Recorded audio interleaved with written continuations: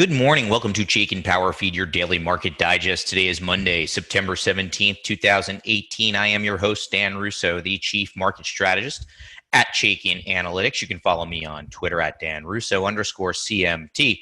PowerFeed TV brought to you today and every day by Chaikin Analytics in conjunction with StockCharts.com and StockCharts TV. You can sign up to receive Chaikin PowerFeed for free. Head over to www.chaikinanalytics.com/PowerFeed TV. Hope that everybody had a great weekend. Let's dive right in. Monday morning. U.S. equities finished higher last week following a down performance in the prior week.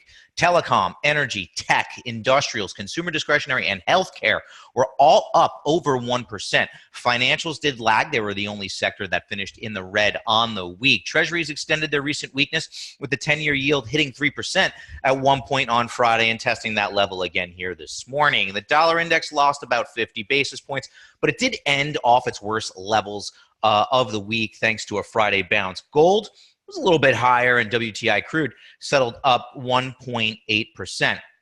So we went through the outperformers on the week. Underperformers were the fins, REITs, utilities, materials, staples, and healthcare, actually, although it was up 1%. Did underperform on the week. As we get to the desk this morning, futures are down about 20 basis points. Asian markets were weaker overnight, with China down over 1% and hitting its worst level since late 2014. Japan was closed for a holiday.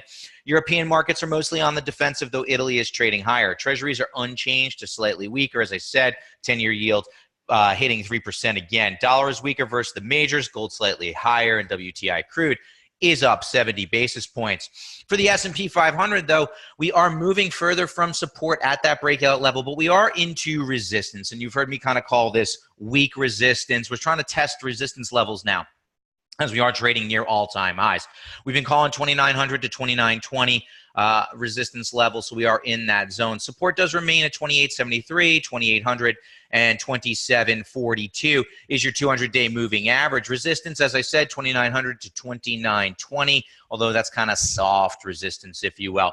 The RSI remains in bullish ranges, and Chaikin money flow is bullish and actually getting stronger here as we moved higher. It closed up every day last week, so that's on the bullish side of the coin for investors as we get started here this week. Your market in a minute.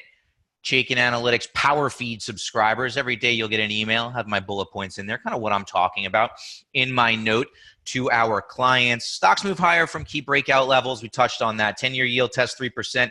Again, we'll take a look at that. Commodity weakness continues and materials lagged, as I said. That's an ongoing theme that we've been all over. The dollar is testing support. Perhaps it's waiting for a tell from rates. We shall see.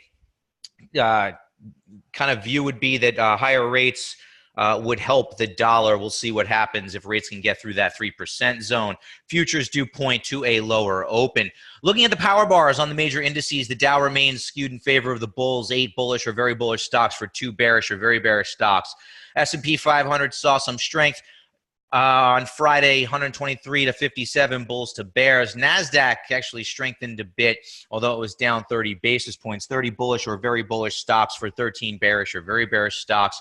Small cap stocks actually outperformed on Friday, underperformed on the week, and the power bar ratio for small caps continuing to see deterioration. Now, 388 bullish or very bullish stocks, 312 bearish or very bearish stocks. We've seen that ratio deteriorate over the past couple of weeks. As small caps have lagged on a relative basis. Continues to be our view from a strategic standpoint. We want to favor large over small. We all talked about it on Friday as well. We want to favor growth over value. Bonds down ticked by about 50 basis points, and in the yields higher. We talked about the 10-year testing 3% and touching on it once again here this morning. According to the Chaikin Power Bar, large cap stocks and small cap stocks are bullish, and the major indexes are mixed. Every day, PowerFeed TV subscribers, you will get a stock of the day. It's generated based on our proprietary Chaikin Power Gauge, and today's stock of the day is Broadcom. It's a name we all know. Ticker symbol AVGO closed at 236.34 on Friday, up 39 basis points.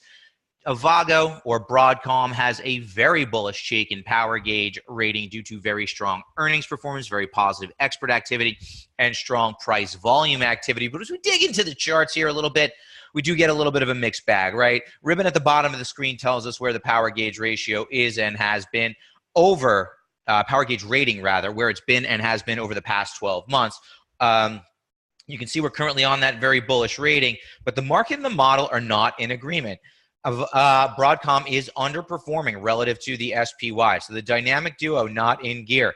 On top of that, the stock is closer to overbought than it is to oversold. Money flow has perked up of late, and it's really been mostly bullish since the May-June timeframe. So that is encouraging.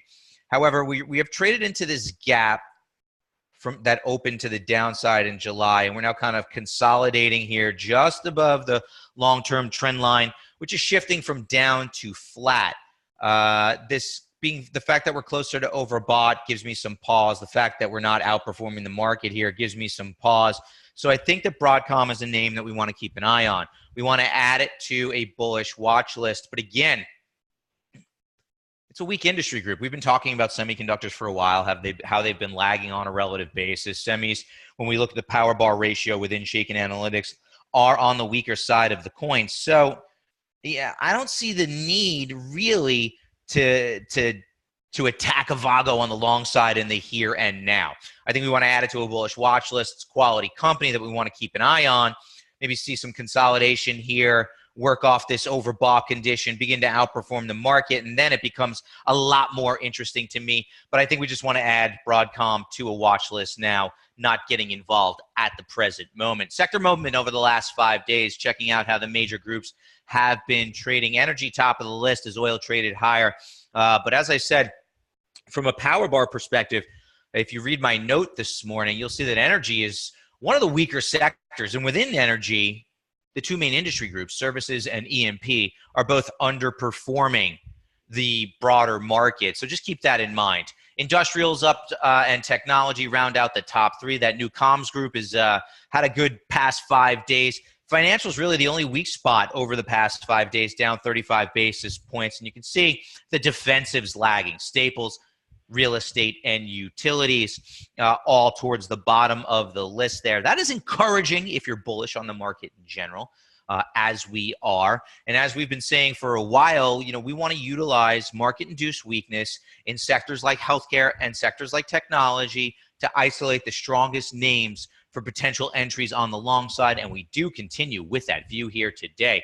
Interesting, our industry in focus today is telecom services. We touched on telecom on Friday. Over the past 6 months, the telecom subsector has actually underperformed the S&P 500 by about 56 basis points. However, its power bar ratio, which measures future potential, is strong. It's got 13 bullish or very bullish stocks for 6 bearish or very bearish stops. Group's currently ranked number 8 of the 21 subsectors that we look at and moved up 1 slot over the past week. Some of the indicative names there that we want to keep an eye on are Sprint, US Cellular, and Aris, all with bullish, very bullish rather, Chaikin power gauge ratings. And we'll take a look at one of those here today. It's US Cellular. And the reason I picked this one is because actually the other two, while they do have very bullish ratings, have actually been underperforming the market. But USM, it's a very bullish power gauge rating. It's a strong trend in a strong industry, so we're fishing in the right pond, as I like to say. Here's that ribbon, bottom of the screen, telling us, you can see over the past 12 months, we've gone some bearish to neutral to bullish, back and forth between neutral and bullish a few times, but we're on that very bullish power gauge rating, and the dynamic duo is in gear. Market and model are in agreement, as US Cellular has been outperforming the SPY since the beginning of August. Money flow has been bullish of late. Weakened a little bit, but still bullish. Stock is above a rising long-term trend line and knocking on the door of a breakout to 52-week highs. US Cellular is the type of name that I like owning in this environment. We do have support at $42. You can see that through most of the year, the stock has been range-bound, 42 to 32. So if you want to take a measured move, there's actually upside to about the $52 level. Stocks around 44, has support at 42 with upside to 52. Ticker symbol USM looks compelling to me as an idea on the long side based on our work. Let's take a look at what's trending Friday's S&P 500 movers, and there is a name that has been on the top of the list for I don't even know how long now, but AMD just continues to defy gravity, up over 7% on Friday. L Brands catching a little bit of a rebound after some earnings-induced weakness. However, it does continue with a very bearish Chaikin power gauge rating. So that's one we want to avoid. Or if we own it, we want to utilize strength to lighten up the position. PFG, very bullish stock, up nearly 4% on the day. That's the type of activity we expect. Let's take a look at PFG and see if there's anything further to do there. A couple of neutrally rated names, TDG up 3%, LNC up over 3% on the day on Friday. And the loser side of the board is really kind of what you like to see when you're running a model such as ours. It's out of the 5 names, 4 of them are either bearish or very bearish. NI down over 11%. Nectar, very volatile biotech stock, now on the losing side of the board, down over 4%. Under Armour down over 3%. It's really clear to me that money is flowing to Nike at the expense of Under Armour of late. That stock down 3.5%. Cody down over 3%, and Devon, DVN, down nearly 3%. So what we want to do is, these names, if they lift their head, you want to utilize that strength to maybe open short positions in these losing names with bearish or very bearish power gauge ratings. Or if you're long those stocks, kind of look for opportunities to get them out of the portfolio.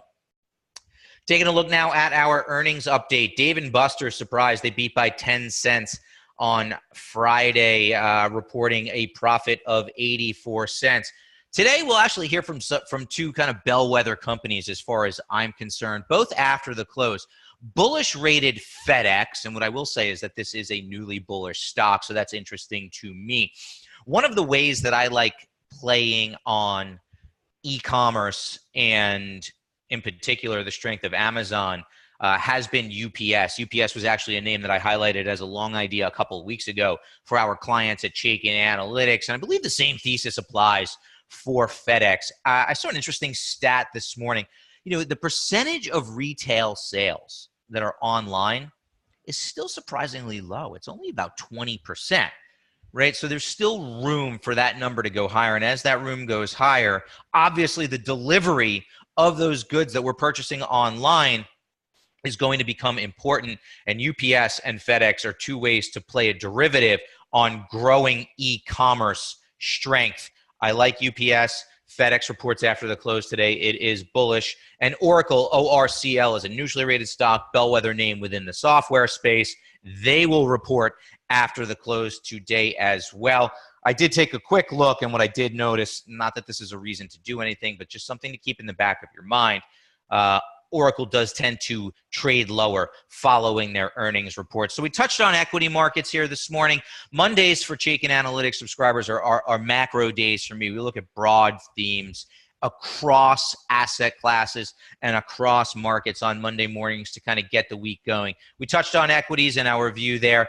Here's the 10-year yield, the TNX, and you can see it's knocking on the door of 3%, still within that range that we've been highlighting for quite some time. It's above the 50-day moving average, which is turning higher, above the 200-day moving average, which is also trending up, but we've struggled with this 3% level, so it'll be closely watched today.